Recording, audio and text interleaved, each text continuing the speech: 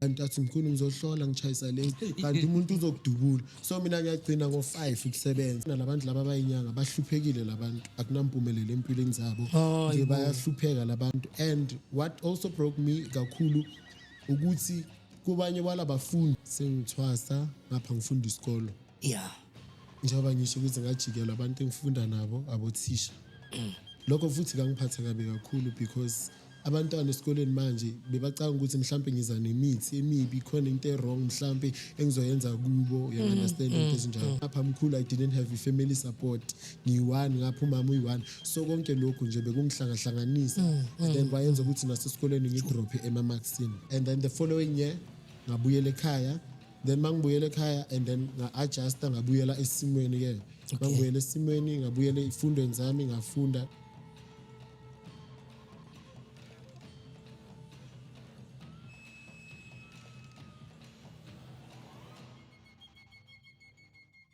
Sinibingelele sinamukela ohlelweni lethu le Echo Point TV lobingelelayo xolani mfowethu Mbatha ke ushando ndaba ezithi usontshikazi umthiya ushota uMatinda esiqiniso udidla imadle bana gwatshoza igcilolo umtiti uyadaka udakhela ucatsho bukele Echo Point TV ungakhohlwa nje ukusubscribe ukulike ukucomment uyazi ukuthi kusibeka emagumbini ukuthi sikwazi ukufinyelela emagumbini amani omhlaba angihambi ngedwa ke namhlanje kusenjalo babukeli ngiphethe umkhulu uNdlondlo inyanga ethi ayishayi kubole ngomsebenzi wakhe wokulapha naye uthe wakabe umunye osibhalela e-studio ukuthi akakwazi ukuthi asifikele nokudla kwendlebe noma mhlambe ezosethulela umsebenzi wakhe mina nginamaningi ngizothatha intambo ngiziphose kuyimkhulu azisho ukuthi ubani uqhamukaphi sikwazi ukuthi sihlabele phambili khulu sakumukela ohlelweni lethu le Echo Point TV namba ababukeli bethu bafuna ukwazi ukuthi umkhulu ubani uqhamukaphi phekwabo umkhulu Thokozani babukele emakhaya ngokwegama ke mkhulu mina ngizalwe ngumthabang surprise Ramutubeng kepha ngokwengulo ngahamba ke sengibizwa ngokuthi ngumkhulu uNdlondlo Thokozani before nje siqhubeke mkhulu mhlambe igama elithi mkhulu uNdlondlo Thokoza likanjani umlando walo uthini mhlambe Thokoza okay mkhulu ngangena esikhupheni ke mangena esikhupheni umuntu mangena esikhupheni uyashayela uyagatshekwa so mangigatshekwa kahambe ke seke kuphuma lekhehla elihambele ngembethe kwathiwa lona liwumkhulu uNdlondlo kepha ngihamba kwesikhathi ke sengihamba mkhulu azange ngabizwa ngomkhulu uNdlondlo kuphela ngahambe ke sengibizwa ngokuthi ngumkhulu uNdlondlo bashise abaziyo nyabashisa ke ngenxa imisebenzi engiyenzayo bashisa mkhulu uNdlondlo bashise ubashise helinye igama yes lahambisana ngisho ngumkhulu uNdlondlo lokuthwasa kepha ngokuthi imisebenzi engiyenzayo nendumo enginayo isimeni sabantu bahamba yosengifika leli la kabashisi babahlanganisa kuthiwa ukhulu uNdlondlo bashisi Thokoza oleli gama uthola lapha entwaseni leli gama la kabashisi cha ngithola kule ndlela mengihamba yabantu abadala ngithola ebantwini engihlangabezana nabo fowethu engisebenzisana nabo futhi Thokoza okay siyabonga kakhulu mkhulu ukusicacisela nokusilibela ukudla ekhasini Thokoza njengamanje mkhulu uthe na ufike la ukwazi ukuthi uzoba omunye ozokhuluma noma ozokwembula ingubo ngolwazi nawe onalo ngobizo lakho angithi mhlawumbe nje sihlehlisa umqondo nokubuka singathathi eliphezulu mhlawumbe umkhulu uNdlondlo into esiyidinga mhlawumbe uhambo lakhe kodwa ke sibuke emuva ukuthi ungakalithatha ubizo lakho yini lekwenza ukuthi ugcine ufika la noma mhlawumbe wabuka abafowenu ukuthi noma wabuka abantu abangaphambili ukuthi wayithanda lento mhlawumbe wathi nami ngiyayithenga noma iyakufikela ngephupho kahle kahle sifuna ukwazi ukuthi before uyithathe lento kwakwenzakalani ukuze ubone ukuthi okay kusho kahle kahle nginayo lento yokulapha nokuphilisa abantu Thokoza mkhulu ke mina ngisho ukuthi ngathwasa ngakathwasi the reason ngisho kanje ukuthi umama ongizalayo uyinyanga umuntu uthwasile so umama makayinyanga so ngumuntu ukuthi umama makangizala during intwaso nani kwathiwa mina ngizothatha nginekhwame kumele ngizithathe and then kwathiwa ngizoba unyankwabe umuntu ekumele ngimelekelele umama entweni zakhe zabantu abadala kodwa mkhulu njengoba ubuzile umbuzo ukuthi lento ngayithenga ukuyenzani kube kuya ngami kube njani nayo lento because bengazi ukuthi ngaphinde ngibangele izitha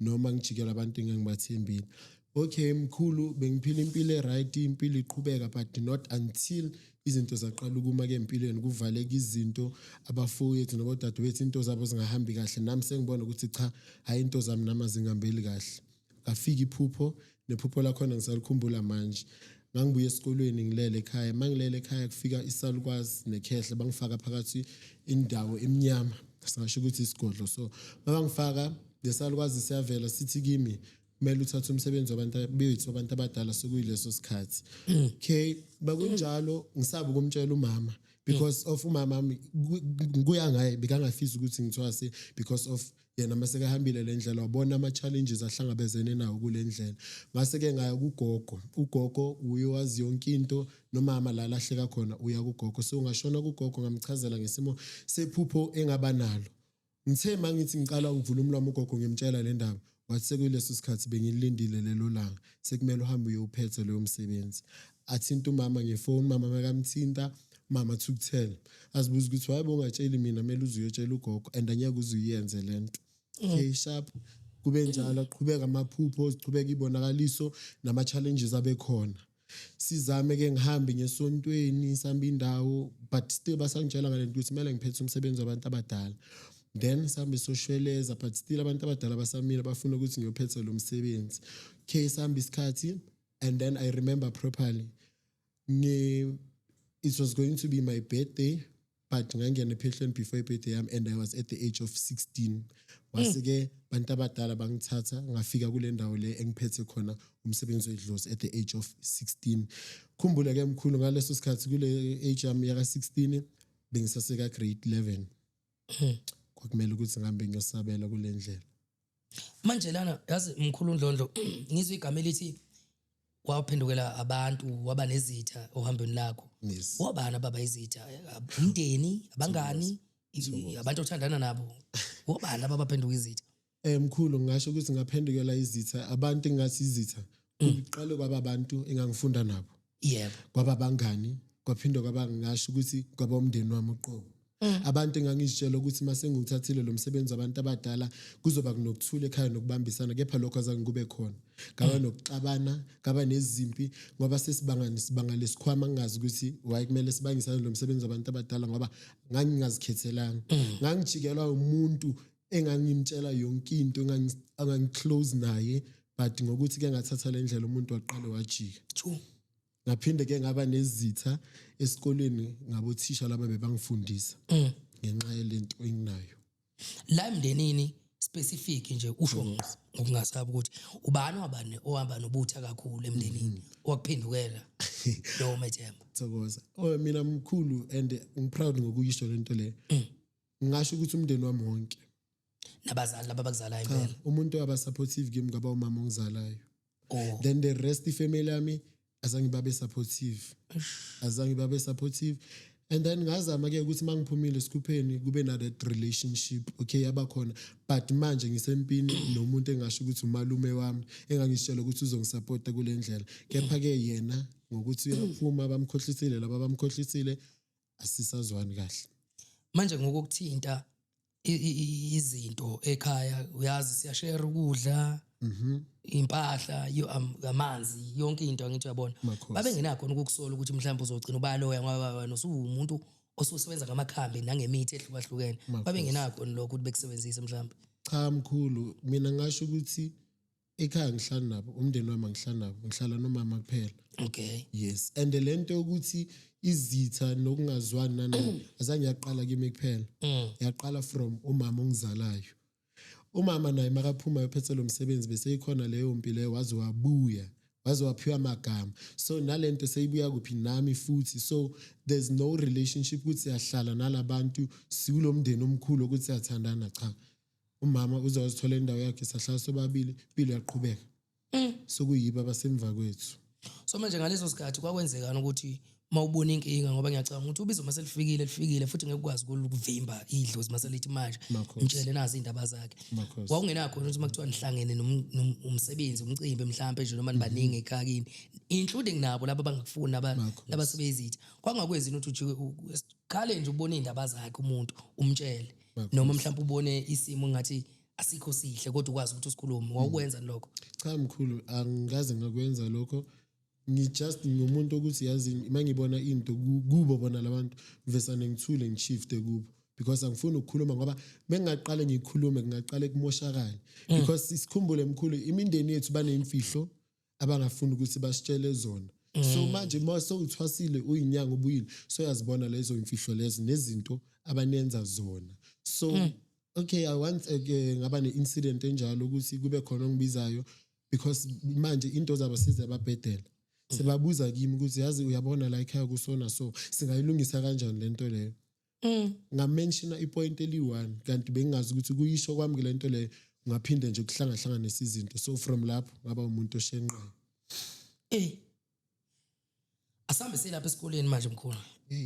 Ngisazobuya emndenini ngoba emndeni ngathi inkulu kakhulu ijulile izinzile. Ake silapha esikoleni ngoba uthi wawusena 16 if I'm not mistaken. Makhosi. Awusemncane kakhulu makubukeka iage kodwa yakufikela lento wayi-accept. Esikoleni kwaba njani ukusebenza ukufunda kwakho nendlela yakho kothisha bangani kwaba njani khona?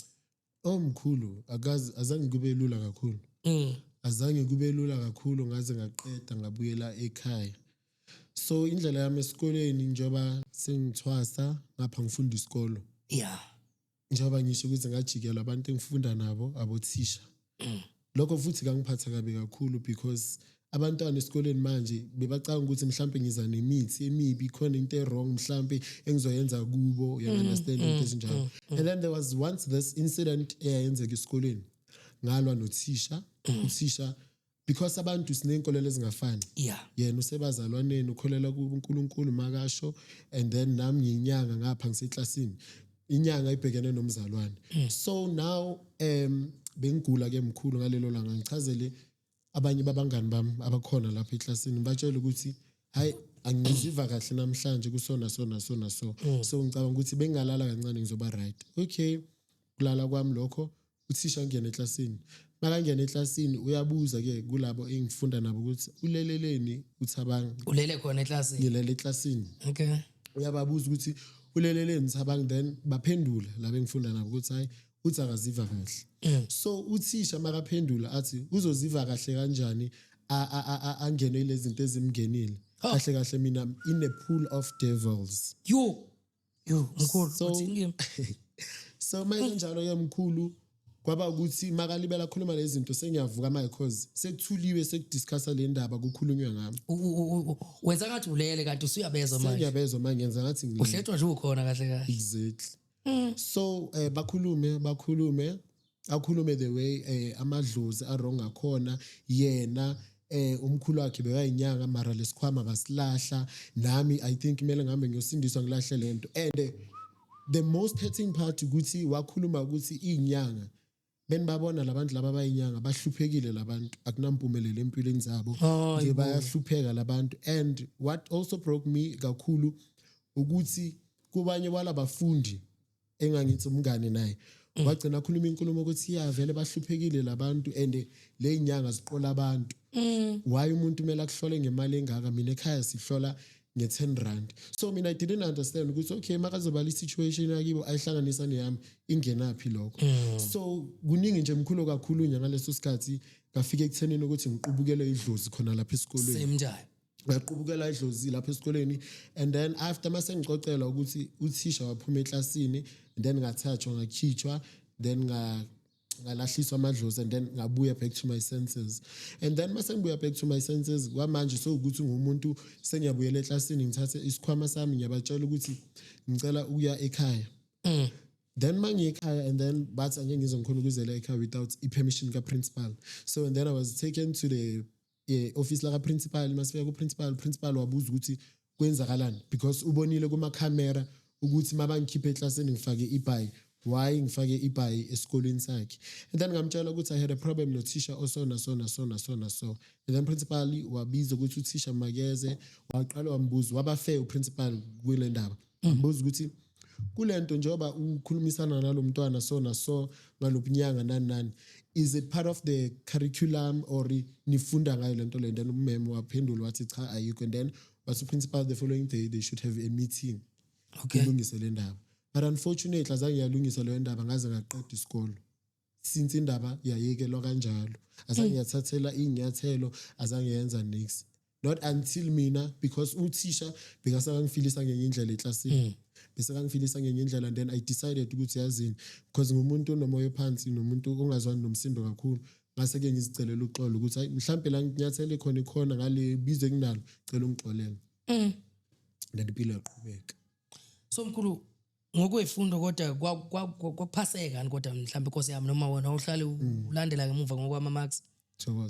So mkhulu I was doing grade 11 njengoba ngichazile kuwe and then kulonyaka wami oqala ngafail ke matric grade 11 ngafail grade 11 and then mangifail grade 11 kwakumele ukuthi ngiuphinde grade 11 wami because of grade 11 wami ngawufaila because imisebenzi ekhona esikhupheni ephehlweni so bengakhona ukubalansisa between the two bengakhona ukuthi ngibalansise isikolo ngapha umsebenzi wabantu abadala bekukuningi khumbule napha mkhulu I didn't have a family support ngiyi-1 ngapha umama uyi-1 so konke lokhu nje bekungihlangahlanganisa then kwayenza ukuthi nasesikoleni ngidrophe emamarksini. Yeah. Kodwa grade 11 wagcina uphasile uphasile kahle kanzima kodwa. No. Ngawufaila and then the following year ngabuyela ekhaya then mangibuyela ekhaya and then nga-adjusta ngabuyela esimweni ke mangibuyela esimweni ngabuyela ifundweni zami ngafunda and then ngaphumelela kahle.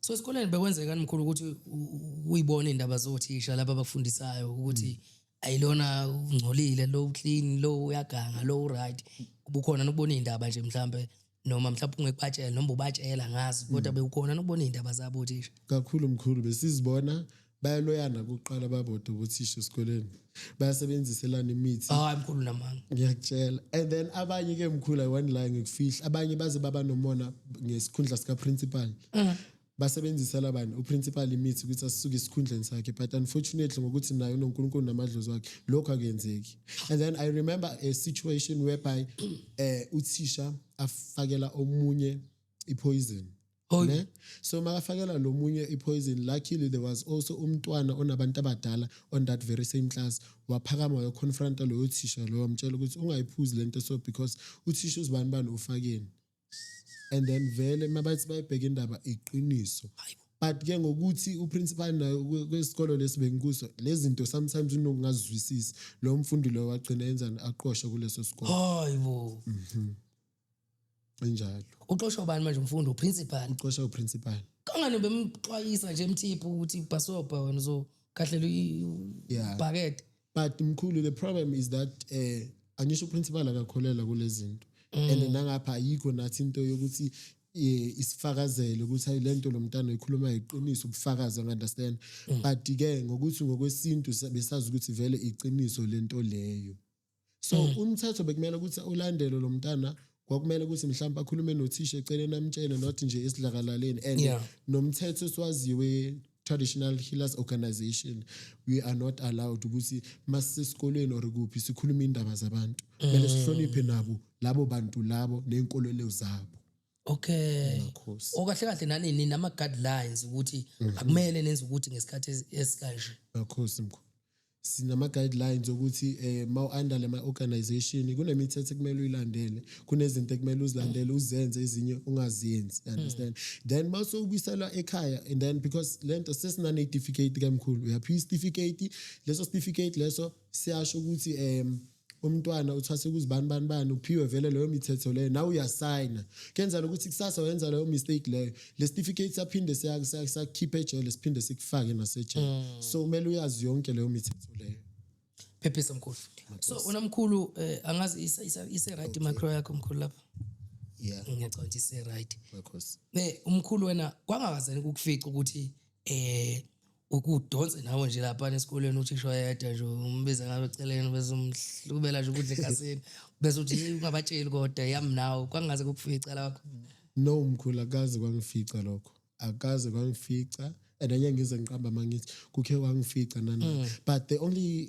izinto engihlangabezana nazo bakhona abanye bothisha who are spiritually gifted bebanabantu abadala mele bayophetha but they abazi ukuthi bangahamba kanjani iqalwa phi lendlela and then they would ask bangibize lapha esikoleni then bangibuza ukuthi yazi ngiphupha into esona so ngiyenzeni and then I would advise ukuthi yenza sona so then isibasebenzele izinto zakhona and then ngamandla kaNkulunkulu nedlozi ngaqeda isikolo on 2024 umatric wami and then the following year ngathola umsebenzi kuleso sikolo leso and to find out ukuthi uprincipal wangiqasha ukuthi ngizosebenza kuleso sikolo sasebenzisana nabothisha right ufunda kule sikole mkhulu Makhosi. wavuka idlozi lesikole Makhosi. wathwasa kule sikole Makhosi. waqeda kule sikole Makhosi. wabuka uzosebenza kule sikole Makhosi. hayi bo mkhulu inhlanhla engaka Kwabanjalo mkhulu.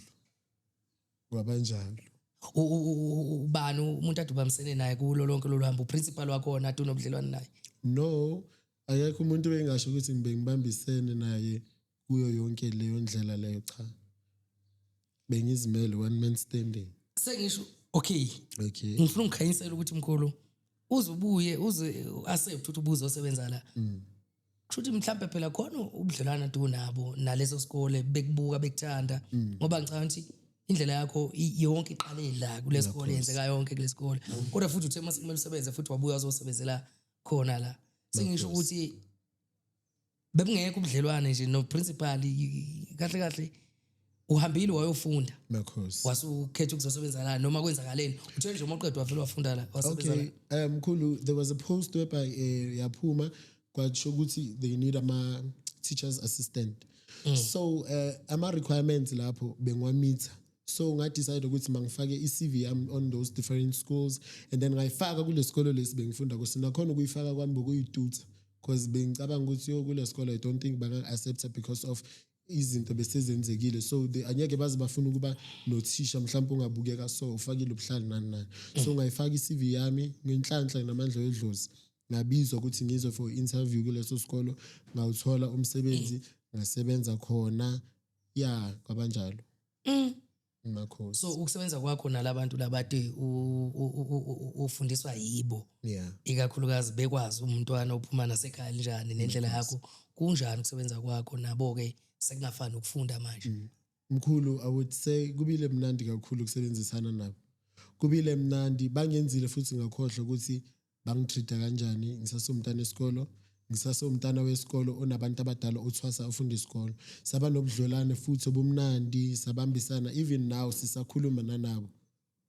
Sisakhuluma nabo nje le ndaba ibile nje is just water under the bridge yaphelela kanjalo then saqhubeka. Manje ingane nazo lezi zesikole usebenzisana kanjani nazo ziyahlonipha azikuthathi nje mhlambe ngalendlela ezazikuthatha ngakhona isikhathi nawe umfundi. Mangiyosebenza ke mkhulu kuleso sikolo leso I didn't face ama challenges ebantwaneni besikolo azange ngaba nenkinga. I would say ukuthi mina I think labantu abadala bangembethe nepersonality yami ngumuntu vele ohloniphekile kakhulu. Bengithi mangena eclassini mkhulu bengingafuthi nganext bengasebenzisi next mina. Bengithi mangena eclassini bebathula abafundi bahlale phansi. Ngiyenze lo msebenzi engithunyelwa wona then impilo siqhubekele phambili. Angazi mhlambe ile personality enginayo njengoba ngichazile ku. And then another situation ukuthi kule sikolo ngaba i-deputy president. Kwakumele ukuthi ngirepresente abafundi. So kwakuthi makumele ukuthi siyoyenza ama manifesto sosho ibeach ukuthi abafundi basivotele bengiba lo mfundi lo ukuthi every time abafundi bafuna ukuthi ngibe umuntu obarepresentayo ngibe umuntu ofuna abe leader yabo. And that happened 2 times ngaze ngaphuma kuleso sikolo leso ngisase kuleso sikhundla. Okay, okahle mkhulu esikoleni umuntu one discipline kahle kakhulu mkhulu but beyikhona i-discipline but singabafundi yazi ukuthi besiba nayo nje awethu amaphutha but into wrong eziningi I wasn't involved bengifuna nje into eqondile. Manje esikoleni khona nemhlambe angazi ngesingisi bathi hobby khona nje izinto imidlalo lawo uyiparticipate mhlambe like sport choir khona la wona utholakala khona mhlambe. Mkhulu mina ngangitholakala kakhulu kulezi zinto zama science zokuthi mhlambe you need to ukuthi u develop something into engekho emhlabeni ne uyenza ukuthi ibe khona emhlabeni. And then I was also involved in doing zama spelling bees bengizithandela lezo kahle kahle nento zama public speaking bekuyinje into zami nabo bayazi ukuthi bengishaya. Umkhulu kahle kahle ufundile umkhulu uncwadile. Ngincwadile but umkhulu ke ngenxa yabantu abadala namandla ukuthi ngibuyele esikoleni nje angikakabi nawo but ngonyaka ozayo ngiyabuyela ngiqhubekise konke lokho. Manje mkhulu ngoba ngizwa ngathi ukhuluma as i-past tense.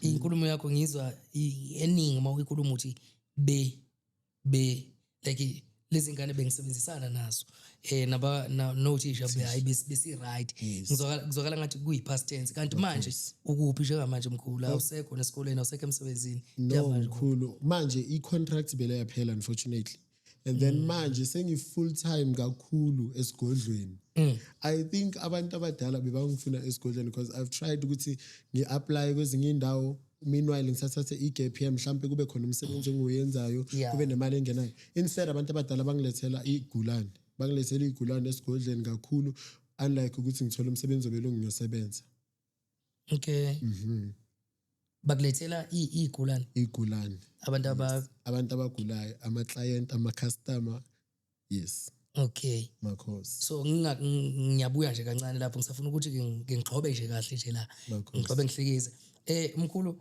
njengoba ufunde kangaka mkhulu Dlondlo ukhuluma nangobu-scientist kanje nokuzwa kuthiwa nihambile naye emkhathini naye nale esibhabhakeni angazi niyokwenzani abanye nibuye nifile laphana abanye ababuya abanye babuya laphana niya-experience nje kamnandi siyakuthanda lokho kuhle mkhulu ngifuna ukubuza ukuthi mkhulu Dlondlo njengoba phela yonke into ine-technology yonke into iya-upgrade ngithi wena nje ubunyanga akukwenzini ukuthi mhlambe ukubushaye ngobusayensi nje ukubushaye nawe nje ngemfundo yakho ukuhlehlisa kancane nje lokho kudala ushaye nje nawe nje ngobusayensi nawe uyibona hayi ubukani bahle kanjani nithini anisezizwe lezi inyanga ezazizazi kudala ezayifaka ibomvu ezibe emnyama phela kudala kwakuthiwa inyanga fanele kube inyanga ngoba imnyama imbi kubonakala ukuthi iyasebenza ke lenkunzi kodwa nina nje into yeni isihle nje iyahlobiseka ezinye inyanga ngayifaka inzipho ezinye zisitukile sithina sasingakholelwa kuloko kodwa asixeki ukuthi phela umuntu sikholwa ngemsebenzi yakhe asithandaba umuntu uthi unjani so nawe kwenza ukushaya nje ngesigisi sakho nje nge-experience yakho nje yes mkhulu esikhathini samanje ubunyanga sebusebenza kanjalo sebuyasebenza ngasho ukuthi let's say i-technology yamanje nabo bona lobunyanga lobo because isikhathini samanje mkhulu sesiyakwazi ukuthi senzele abantu ama-online consultations umuntu abe ahleli lapha ekhaya ngibe ngimhlolela esigodleni manje seku-advance siyakwazi ukuthi senzele abantu ama-body lotions siyakwazi ukuthi senzele abantu ama-perfumes ngayo yona le mithi siyakwazi ukuthi nje kuningi sisekwenzayo okufaka ini le science you understand mkhulu and abantu they become confused ukuthi iscience nobunyanga buhlangana kanjani ayikho lento leyo cha and lento le mkhulu ihambisana nesikhathi let me put an example ukube abogogo nabomkhulu bethu kudala bebanayo i-iPhone babona ukuthi i-iPhone mongaposta ukuthi ngithengisa isuwasho sekuletha inhlanhla noma sekubuyisa indoda obviously they would get customers because le phone ishutha kahle one and abantu abaningi bazoyibona lento leyo you understand beyingekho mandulo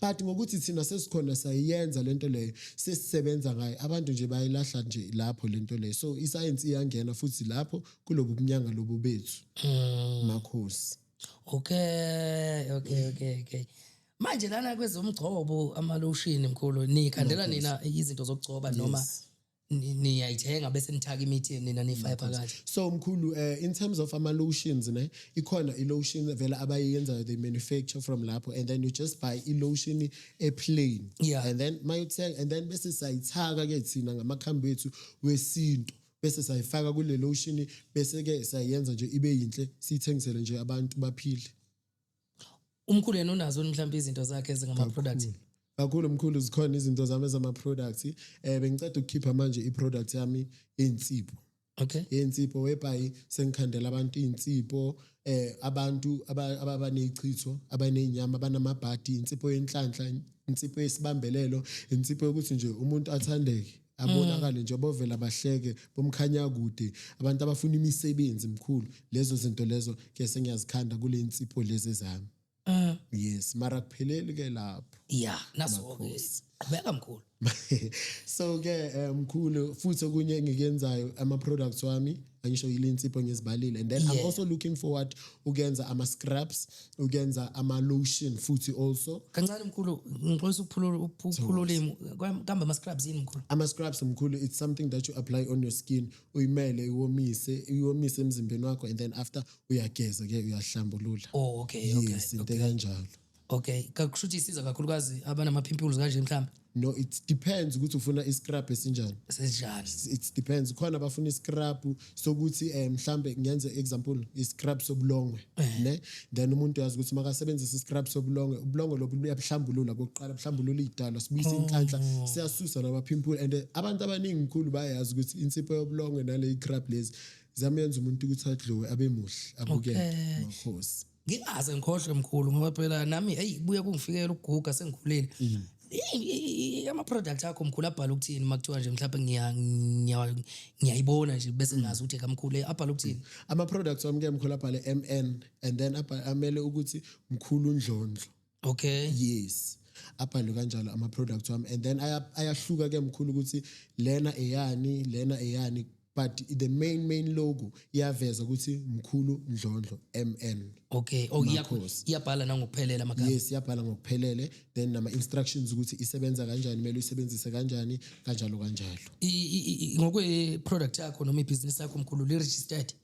Mkhulu i-business lami ngisho ukuthi it's not registered ukuthi ngihambe ngema office ngiyol register but ngokuthi ngiunder le organization ngiyakhona ukuthi lama products wami ngiwathengise kanjalo because I'm under le organization, ngina certificate, nginayo ne booklet yami esho ukuthi nginalo igunya lokuthi ngihambe ngiyokhimithi kuphi, nginayo igunya lokuthi ngimlaphe umuntu. Yes. So atholakala kuziphi izitoro mhlawumbe ukuthi khona izitoro atholakala kuzo? Isifiso sami leso mkhulu ukuthi afinyelele izitolo but okwamanje ngisaw advertise on my TikTok page, on my Facebook page, ngisazi advertise khona lapho. But ngokuya kwesikhathi amandla mase wakhona azohamba bese yaba khona endaweni ke ezahlukahlukene, ema-chemist abe khona enjalo nje ama-shop yakizo zonke izitoro njengo-Pick n Pay, Shoprite, yonke le ndawo ezikanjalo. Okay, cha siyabonga mkhulu isifiso sakho nephupho, kuhle kuba namaphupho. Cabanga nje umncane kangaka mkhulu, ubani ugobela wakho mkhulu ngoba umncane kangaka kusuka izinto ezingaka emhlabeni Nkosi yami. Mina ngiyangithusa ke manje mkhulu. Makhosi. Mina ke mkhulu ugobela wami ngizalwa umkhulu Litsatsi insizwa kaMfukeni. Umkhulu Litsatsi umkhulu ohlala eWhiteville eBinoni. Umkhulu ke owangikhulisa eDlozini.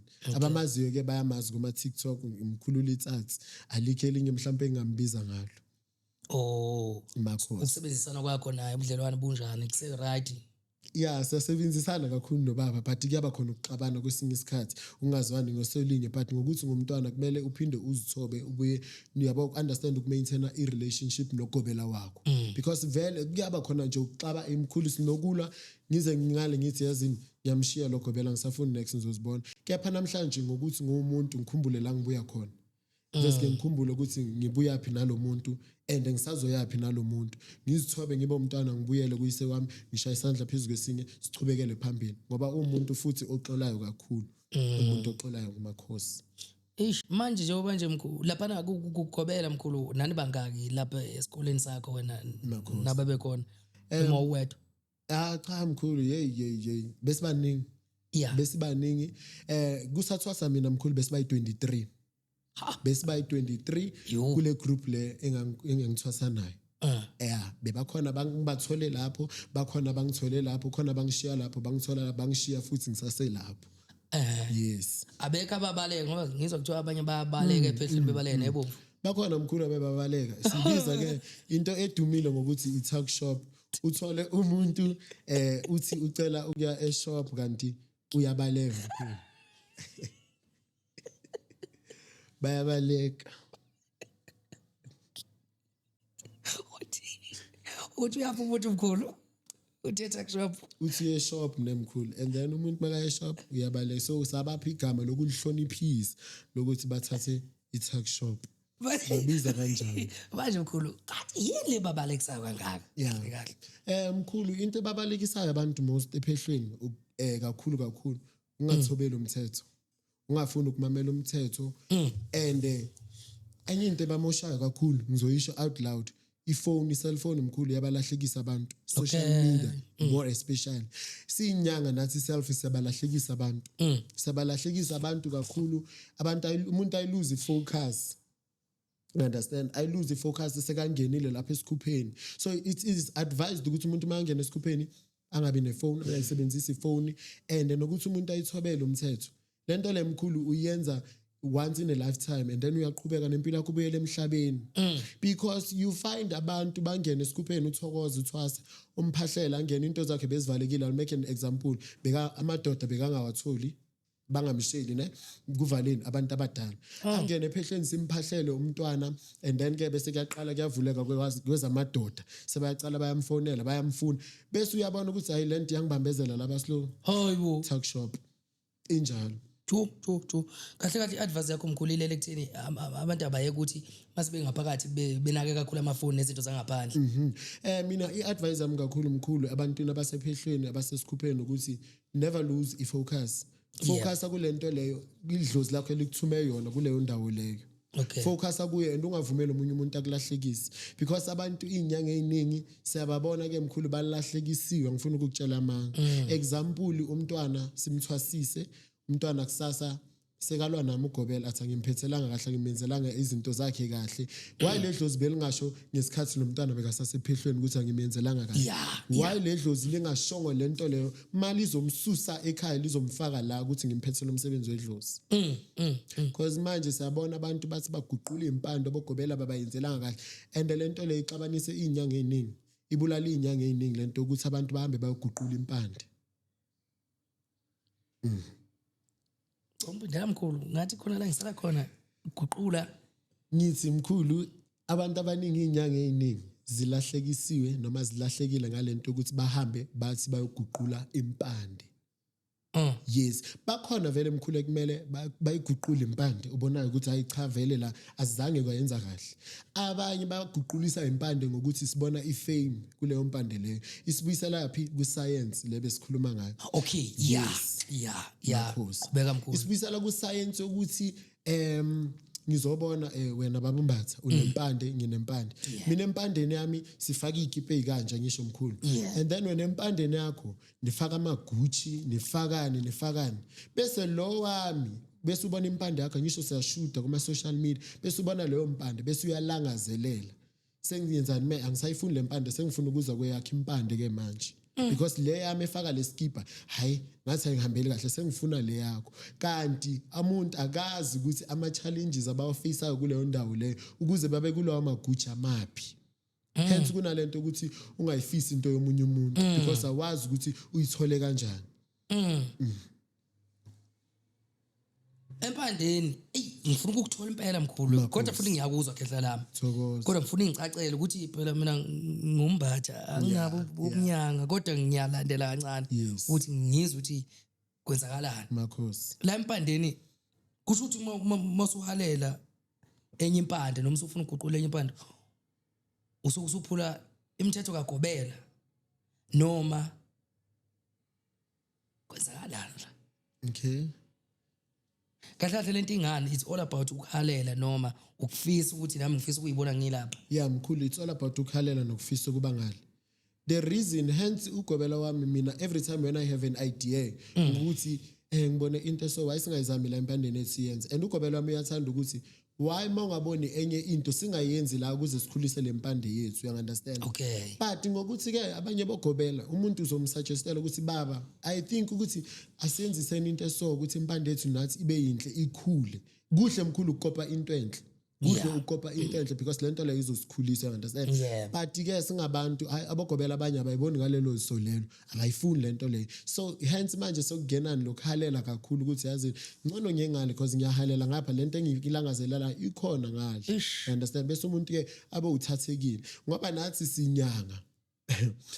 sinyanga zikhona into esizisebenzisayo ukuthi nawe man mangibona lapha ya kuma mayibona lempande yami noma ungibona umane nje ungihalele kanti awazi ukuthi ngifike kanjani lapho ngoba kube ukopa lento enhle uyilethe la empandeni yakho ikhule you understand than ukuthi uhambe engaphandle uyenza lento it becomes nje ingxaki kahle ubumnyama noma ukwenza kubumnyama bukhona kanti la eminyangeni noma bukhona mkhulu bukhona ningasiboni nathi babuke lapha emakhaya sigezile sibahle so ikhona imisebenzi eminyama esiyenzayo sokuthi nje ukuthi sinyanga ezinye thina sageza siba bahle siyaphuma mara siyaba khona isikhathi sokuthi nje sidile nabantu sibabonise ukuthi akudlalelwa lana umuntu ahlale ku lane yakhe yes Mkhulu mawungenzele example ungangisiza mhlawumbe ngolwazi le example eyodwa noma mhlawumbe akuvumelekile ukuthi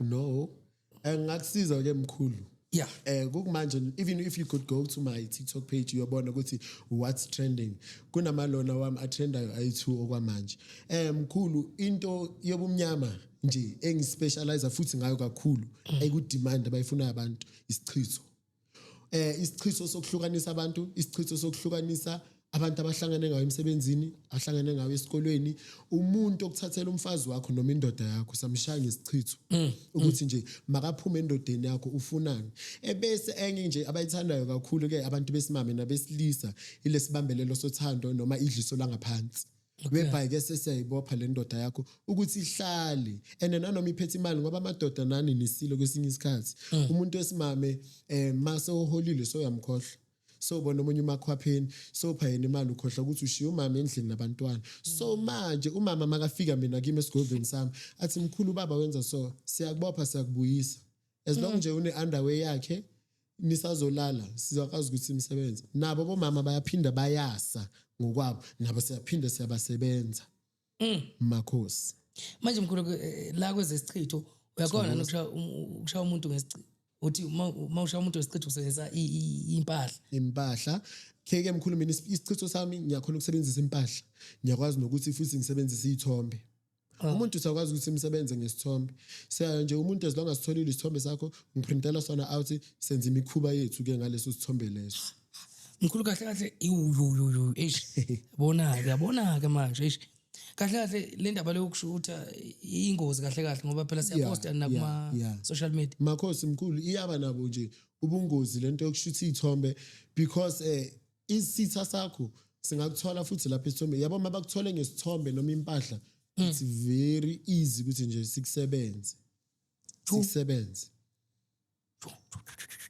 mkhulu ngeke manje mkhulu yipi indlela engayenza ukuvikela isichitho ngaphandle ukuthi ngize ngiyenyangeni ngoba mhlambe mina ngumuntu osindisiwe ngithanda ukuhamba enyanga kodwa ngiyayisaba lezi zinto zemithi ngenze njani ukuze ngivikele hayi mkhulu uNkulunkulu usiza umuntu osisizayo inkulumo yami leyo ukuthi uNkulunkulu usiza umuntu ozisizayo uNkulunkulu uye odalile lamakhambi esintu ukuthi lamakhambi esintu azokusiza entweni eso you understand mkhulu and ukhona umuthi ongawusebenzisa ukuthi uprevent isichitho ne ukuthi nanoma bangathi uyahamba uya kumkhulunkanyamba uthi umkhulunkanyamba ungishayela ubambatha ngesichitho kepha mina ngeke njengomkhulu indlondlo ngiyazi ukuthi ngikufakeni leso sichitho ngeke sihlale and lo muthi lo mawuzosebenzisa it depends ukuthi ufuna ukupreventa isichitho for 1 year 2 years or 5 years it depends ngawe ukuthi ufuna ukusipreventa ukuthi singakutholi for iminyaka engakanani yes usebenza ngakho lokho mkhulu ngisebenza nje ngakho lokho mkhulu and futhi ekunye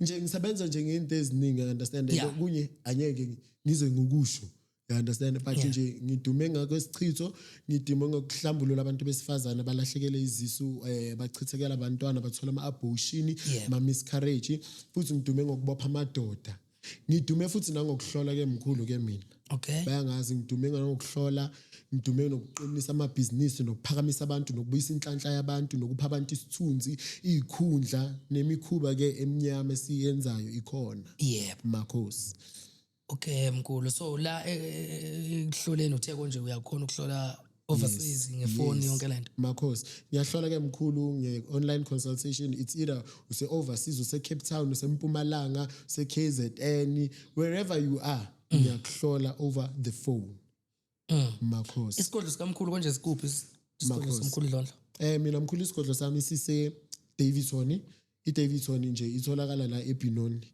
ngise Davidson eRalaway kunendawo abayibiza ukuthi iseRalaway seduze nesigodi kulapho umkhulu Ndlondlo atholakala khona but ke ngokuthi sibambisene nabafowethu ngiyatholakala eDavidson ngithi ngiyatholakala eWhiteville nase-Whiteville ngiyasebenzela kakhulu eNtsane Street kamfowethu umkhulu Nkanyamba ngiyatholakala nakhona uyathwasisa mkhulu ukuthwasisa ngisamela idlozi lami ukuthi lingiphefumulele kulokho ukuthi ngizozala or anyeke ngize ngizale ngisamele lokho ukubona ukuthi mina ngiphathisweni because mina ngokubona kwami idlozi lengiphathisile ekusebenzeni ngokulapha abantu because inkinga yabantu seyaqala futhi mkhulu yasibuyisela kulento yokuguqula impande umuntu luzi focus ukuthi ophathisweni.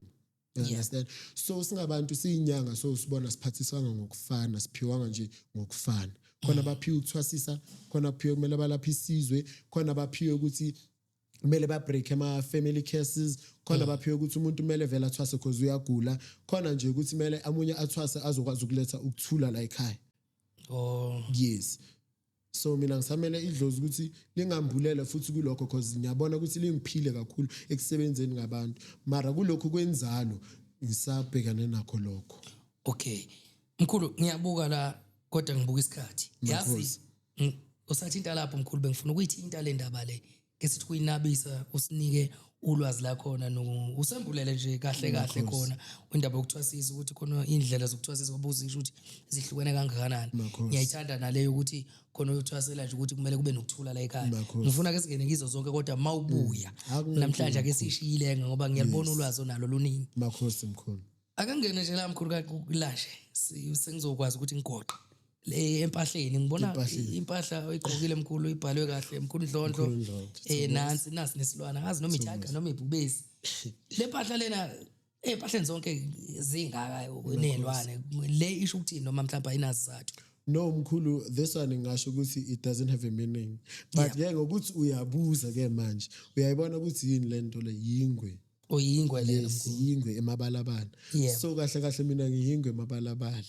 Okay, I understand. And mkhulu this t-shirt was designed by this famous Mkhulu Gogo. Uyatholakala ke Mkhulu Gogo specialize vele ngento zobunyanga. Uyazimoderize ke into zobunyanga, uyawenza amakomishi. Ngazo zona uyabona leskipe so likhona ikomishi eliso libhala igama lakho naso lesilwane siyaba khona nje uyakhanda okuningi ke. Okay. Yes mkhulu. Udume kakhulu uyaziwa kakhulu. Udume kakhulu nje Mkhulu Gogo nala emuva enkeskipa kubhaliwe ukuthi Mkhulu Gogo. Okay mkhulu. Mkhulu siyabonga kakhulu ukuzivakashela la e-studio ku-Echo Point TV. Usinike futhi nawe information onayo siyabonga ngoba sifunda usuku nosuku. Ngisacela nje mkhulu ukudlulisa imizwa yakho nokuqwashisa kakhulu ngoba ngiyabuka ukuthi ubizo lakho walithatha usemncane. Baningi abantwana abasekoleni namanje abatholela olubizo okuthola bangaphansi kwalesimo nawe mkhulu Ndlondlo owafika noma wasithola wahlangana naso endleleni. Mhlawumbe ithini imizwa yakho na ukuqhuqhumeza noma mhlu ukudlulisa imizwa yakho kulabo bantwana abasekoleni ababakulesimo kizo. Mina ngithanda ukudlulisa umlayezo noma imizwa yami abantwana abasesikoleni abasayihamba lendlela abahlangabezane nalama challenges lawa mina ngihlangabezane nawo. Mina bengithi babekezela ngoba ukubekezela kuyayidala impumelelo and also they need to find solution ukuthi bayilungisa kanjani leso simo leso ababhekene naso lapho esikolweni. You understand mkhulu and bangapheli amandla because uyaphela shema amandla uzophela nje amandla ufila ngathi unga give up noma i-case lento le unayo kulabo abanye abantwana esikolweni. Yes. So nje manje nomkhulu ngokwamanje usuna umndeni wakho. Makhosi. No mhlawumbe nomuzi mhlawumbe nje usahlala ekhaya umkanjani ngokwelese simo. Mina ke mkhulu ngisahlala ekhaya ngisahlala nomama nomfowethu nodadewethu. So si nje kunjalo angakabi nomuzi angagani angakabi nabantwana and umkhulu Ndlondlo akabafuna abantwana. Hawu mina no qonda ukuthini mkhulu umuntu obafuna abantwana? No mkhulu abantwana inkinga bathatha nje ubunzima and kulesimo enguso angiboni ukuthi ngakhona ukuyenza abantwana. So I sesisho abantwana like children ayamatwasa children. No ayingisho bona ama children awafuni ngiyabonga kulokho. Mkhulu kuningi osazotshela khona hayi siyabuya mkhulu hayi okuningi ake sikushiye kulenga. Makhosi mkhulu. Siyabuya mkhulu. Mkhulu mhlambe ngoba umbukelo uzobuza ukuthi awushando umkhulu awusasiningi nama details akhe ukuthi sikwazi ukumlandela simthola bazongishaya abantu bazokudinga. So utholakala kanjani enkundleni zokuxhumana inamba yonke lento? Okay ke mkhulu ke mina enkundleni zokuxhumana engidume kuye kakhulu ku TikTok. Ku TikTok ngumkhulu Ndlondlo bashise and then ku Facebook ukhona futhi umkhulu Ndlondlo bashise and then ke na ku WhatsApp ngiyatholakala iphone number yami it's 060 208 8100 iphone number yami ke leyo.